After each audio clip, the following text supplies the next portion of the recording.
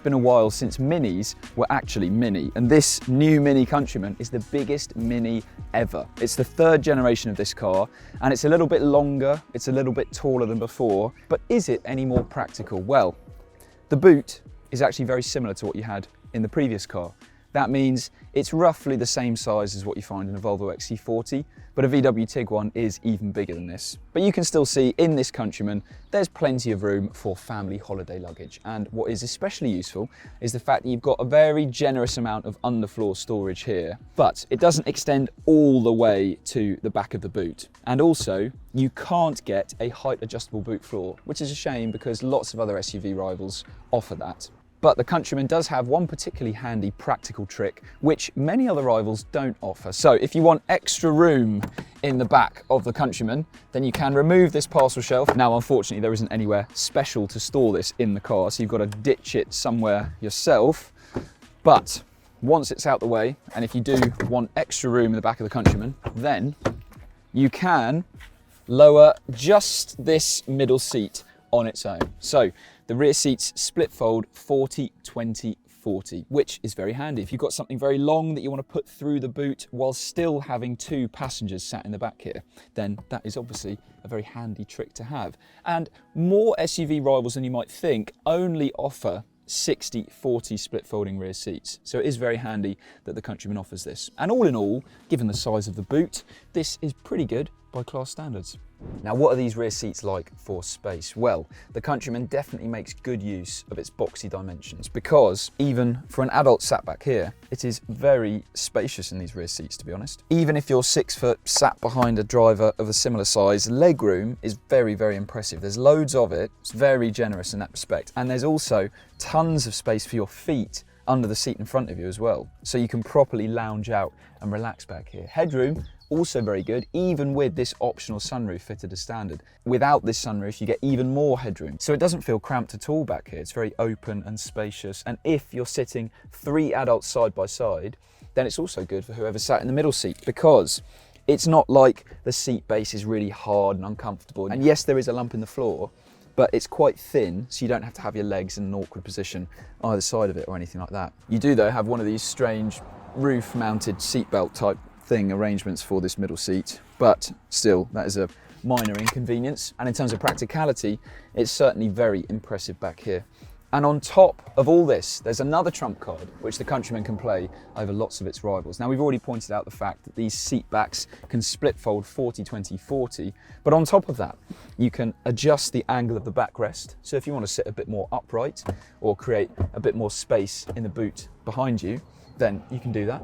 Or you can put it further back to relax and stretch out, but you can also slide the seat forwards. Now, to be honest, you'd probably only want to do that if you were trying to create more space in the boot behind you. But you can see, even with this seat as far forwards as it will go, you can still fit an adult in the seat behind the driver, which is very handy. If you're sat in this middle seat though, and you want to slide the base forwards, then you have to do it with the seat that's next to you. So you can't do the middle seat on its own or anything like that. This doesn't come as standard, and if you want to have this on your Countryman, then keep watching until the end because we'll explain how you can get it. Up front, it is very easy to find a comfortable driving position because there's loads of adjustment in this wheel, plenty of adjustment in the seat as well, but not everyone will get on with this head restraint because, as you can see, it can push your head forwards at quite an uncomfortable angle. But personally, for me and my driving position, I don't really have a problem with that. Other people, though, have sat in this seat and really not liked it much at all. So it's not going to be something that works for everyone. You also don't get much in the way of lower back support from the seat. You can get adjustable lumbar support, but only if you go for level 3 in the options list, which pushes the price of this car up considerably. We're going to explain more about that later on, but it's a shame that you can't get it lower down in a more affordable package. But because you've got this high seating position, you've got a low dashboard, it's very easy to see out of the Mini Countryman right down to the nose of the car. So it's very easy to judge the dimensions of this while you're behind the wheel, which is a good thing. Now, you might notice this bit of perspex up here. This is your driver display, but you only get this if you go for the optional level 1 pack, or if you go for the Countryman S or Countryman JCW. If you don't go for any of those things, then you don't have this, and instead your information is on the infotainment screen, which isn't ideal because then obviously you've got to take your eyes from the road to see just what speed you're traveling. Now this infotainment screen itself gives you a 9.5-inch display, which is circular. Now the graphics are reasonably nice, but it seems as though the priority for this infotainment system is to look as cool as possible rather than being simple or effective to use. So you can see even the response times are okay, but they're not amazingly sharp and snappy. But you do get wireless Apple CarPlay and wireless Android Auto as standard. The problem with that though is that it's kind of shoehorned into this circular screen, and it's really quite small, so the icons can be very difficult to hit accurately, which is a shame because most people surely are going to be using Apple CarPlay or Android Auto the whole time that they're driving this car. And then on top of all of that, what a shame that you've got touchscreen only controls for the air conditioning rather than having separate physical controls, which are far easier to use while you're driving this car. So that is a bit of a frustration, to be honest. What about the rest of the interior? Well, in terms of practicality, there's obviously loads of space up here, but for storage, it's okay. It's not amazingly impressive. You've got this armrest which can slide forwards and provide some support for your driving position, but it doesn't have a cubby within it. So instead, you've got this compartment down here and this box thing here, which takes up quite a lot of room, but doesn't actually offer a huge amount of space inside.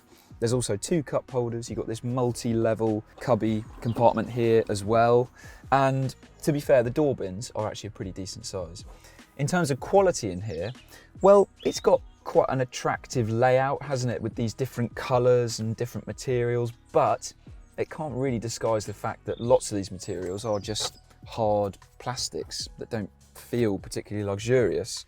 So a Volvo XC40, a VW Tiguan, they might not look as fancy as this, but they're built from better materials. And to be honest, all of this does feel like a bit of a shame compared to the previous Countryman, because the old version of this car had a fantastic interior. It had a brilliant infotainment system, the materials were really luxurious, the build quality was outstanding. This, by comparison, does feel like a step backwards for the Countryman, to be honest. But still, compared to the competitors that it's up against right now today, this new interior is fine. Let's talk about the engines that you can get with the Countryman. Now, there is a fully electric version of this car, but here we're going to focus on the fuel-powered versions. You can't get a diesel, you can't get a plug-in hybrid, but there are 3 petrol choices with the Countryman. The entry-level car is called the Countryman C. It gets a 168 brake horsepower, 1.5 litre petrol engine. It's front-wheel drive, and it's the car that we have here on this test. Above that, you've got the Countryman S, which gets 215 brake horsepower from its 2 litre petrol engine, and it's also 4-wheel drive, which Mini calls all 4. Then above that, you've got the range-topping, performance-focused Countryman JCW, which gets that 2 litre petrol engine tuned to 296 brake horsepower. It's also 4-wheel drive, and it can do 0 to 62 miles an hour in just 5.4 seconds. That JCW version is actually surprisingly good value compared to a Cupra Ateca, a BMW X1 M135i, but let's be real. Performance-focused family SUVs like them have quite a niche appeal. The more popular versions of the Countryman will be the more regular versions of the car.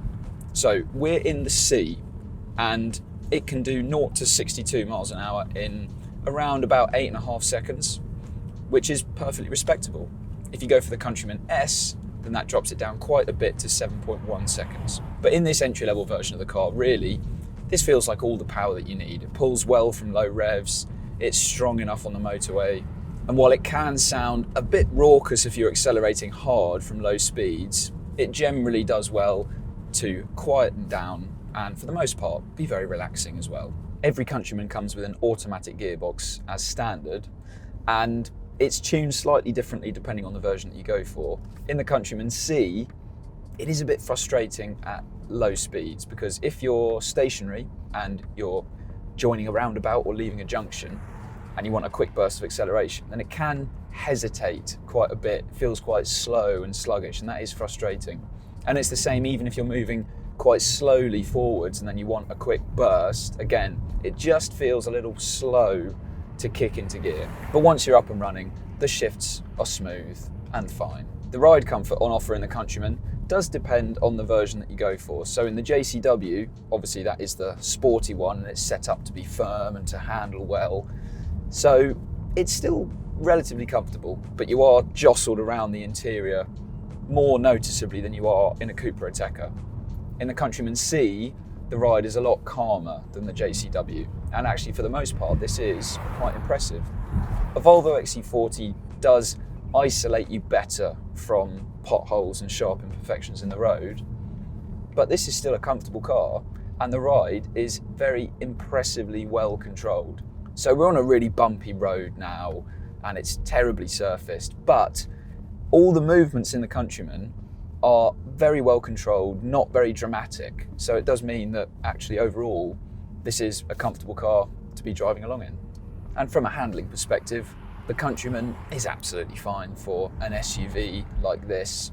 The relatively firm suspension setup does mean that it stays more upright through corners than an XC40, but it does have very light steering that feels a bit nervous as you get quicker. But ultimately, while this might not thrill you as you go around a corner, it is very, very simple and easy to drive on the motorway, around town, which is what this car needs to do. So overall, in terms of performance, ride, handling, this is a very competent SUV. So if you want to buy a Countryman, which is the best version to go for? Well, we think the Countryman C is the pick of the lineup. It's the cheapest option, and while there are more powerful versions, this 1.5 litre petrol engine is a fine match for the car. There are then 3 different trim levels to choose from. There's Classic, Exclusive and Sport. Entry-level Classic is pretty well equipped still. You get 17-inch alloys, you get that infotainment system, parking aids, cruise control, keyless start, but we think it's still worth going for Exclusive because you then get bigger 18-inch alloys, you get a heated steering wheel, you get more upmarket finishes inside, and you also get a more exciting choice of colour for the outside and the inside. You get 2 no-cost metallic paint options as standard, or for £600 more, you get a choice of another 3. You can also choose from 3 different colours for the roof and door mirrors, and none of them cost extra either. Inside you get a choice of 3 different colours for the upholstery, and none of them cost extra. These days it feels rare to find an interior that isn't just black, let alone one that gives you a choice of 3 nice different colours, none of which cost any extra. If your budget can stretch to it, we would consider looking at one of the optional packs which you can add to the Countryman. So there's level 1, level 2 and level 3. If you go for level 1, you actually get that as standard on S and JCW versions of the Countryman, but we would still add it to the entry-level C version of this car. And what it gives you is a bigger fuel tank for starters. So at 54 litres, it's 9 litres bigger than what the standard car gets. And that just means you'll have to fill up less frequently than you would on the regular car. You also get heated front seats, keyless entry, and these sliding rear seats here, which we mentioned earlier. So you need to get level 1 in order to have these. If you go for level 2, you get things like adaptive cruise control and an upgraded sound system. Level 3 gives you massaging front seats and an augmented reality view thing for the sat-nav here. But level 2 and level 3 push the price of this car up to the territory of bigger and better SUVs. So don't get too trigger happy in the options list. For some context, this is a Countryman C in exclusive trim with level 3 added, and the total options in this car add up to almost £12,000, which is like a Porsche. Mini caused quite a stir when it first released its Union Jack headlights. So for this new Countryman, because of customer feedback and not everyone exactly liking the style of it, you can now change the design of these lights. So you can simply tap this button on the end of the stalk to bring up this light menu, and you can change it from classic to something a bit less patriotic and divisive. And you can do this as standard. By the way, there's no manual option with the Countryman, so every version of this car comes with an automatic gearbox. On C models, you can get paddle shifters on the steering wheel, but only if you go for a sport model. You can also get them on S and JCW versions. The starting price for the Mini Countryman is slightly higher than Nissan Qashqai, but it's cheaper than a VW Tiguan and a Volvo XC40. Plus, whichever version you go for, it's likely to have slow depreciation, which is good news for cash buyers and also anyone looking for a monthly PCP finance deal. So it might have quite a posh, fancy image, but it might not be as expensive as you might think if you stick to the sensible versions, where it does look pretty good value.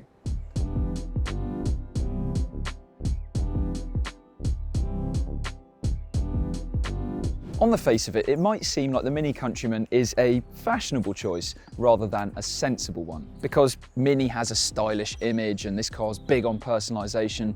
But the fact is, this is an SUV that covers the basics very well. It's spacious and practical inside, it's good on the road. It's not perfect though, because it's got a frustrating gearbox and aspects of the interior, like some of the materials and the infotainment system, do disappoint. But overall, this is a decent SUV. Thanks very much for watching this review. If you want to see another one, then click up there, and don't forget to subscribe to our channel as well. And if you want a great deal on your next car, and if you want to read more about the Mini Countryman, then click on that link to go to whatcar.com.